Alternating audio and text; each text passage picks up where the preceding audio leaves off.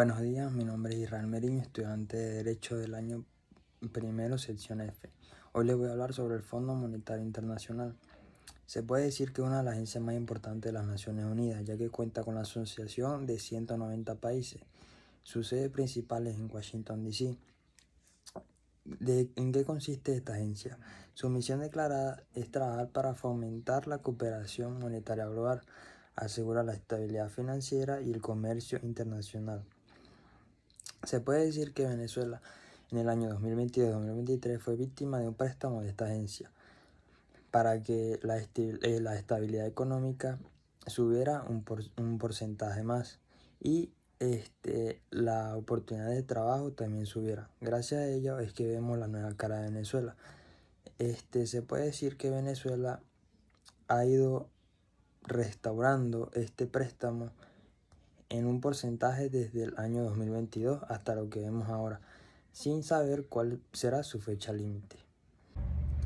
Bueno, aquí tengo la oportunidad de entrevistar al abogado don Freily Valladares. Él nos va a dar su punto de vista acerca sobre las instituciones internacionales financieras. Buenos días, agradecido Israel en torno a la pregunta general que me lanzaste en torno a las organizaciones o los organismos internacionales de carácter económico. Creo que uno de los más importantes que podríamos resaltar se trata del Fondo Monetario Internacional, ¿sí? O FMI en sus siglas en castellano.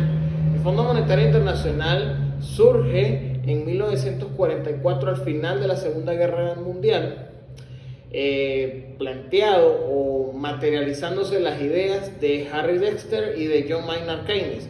Es básicamente un fondo de carácter internacional que va a depender de las cuotas de los Estados miembros, la mayoría de Occidente e incluso países asiáticos, cuyo fin principal es el gestionamiento de recursos para intervenir en momentos de graves crisis económicas que pudieran atravesar los estados hoy en día.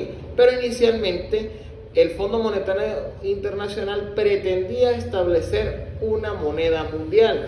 Si bien es cierto, el Fondo Monetario Internacional escogió como tipo o moneda de cambio primordialmente al dólar, no deja de ser cierto de que esa idea o ese sueño de una moneda mundial pues es cada vez o cada día más distante, y vemos que el tema de la globalización en algunos puntos como la moneda, como la demarcación de fronteras, sigue siendo muy tedioso.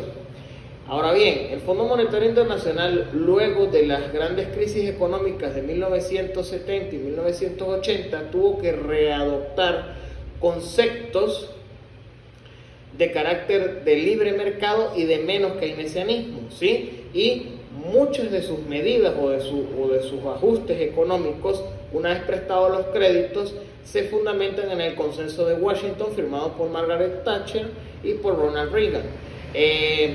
Por excelencia, el Fondo Monetario Internacional hoy en día presta auxilio, como lo dije, a esos estados o esos países donde exista una grave crisis económica.